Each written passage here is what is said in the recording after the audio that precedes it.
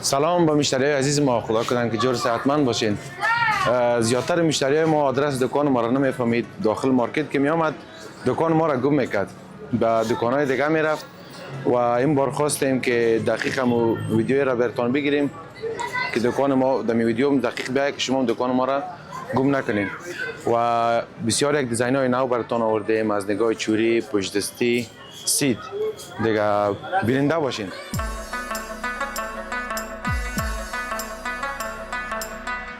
می رقم که بیاین دست چپ دکان چهارم زرگری کابل دبی.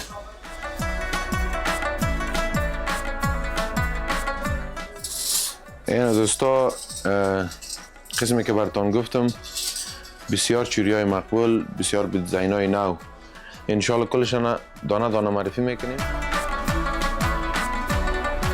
شما بیننده باشین با دیزاین های مختلف انشالله. عیار مکمل 21880 ساختای دبی قطری و الجزایری.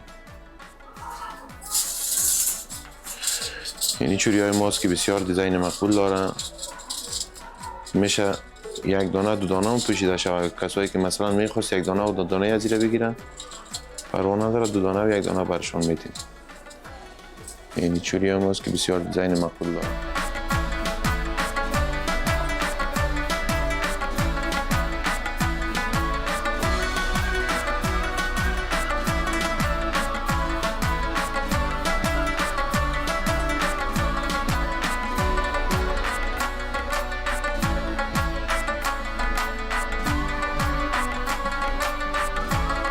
انشالله که نظر به بازار ما تخفیف هم داریم.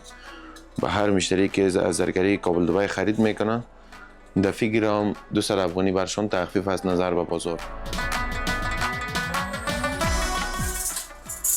باز کسایی که هر رقم دیزاین از سایت گرفته باشه، از روی اینترنت گرفته باشه، با ما فرمایش باشه هر رقم دیزاین باشه، از ساختای دبی باشه، مراکشی باشه، الجزایری باشه، قطری باشه، انشالله بسیار در مدت کم برشون آماده میسازیم.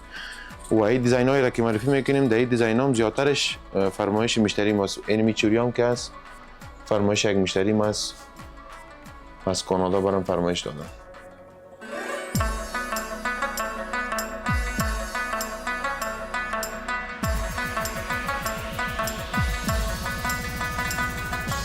این دیزاین است که بسیار یک دیزاین مقبول داره.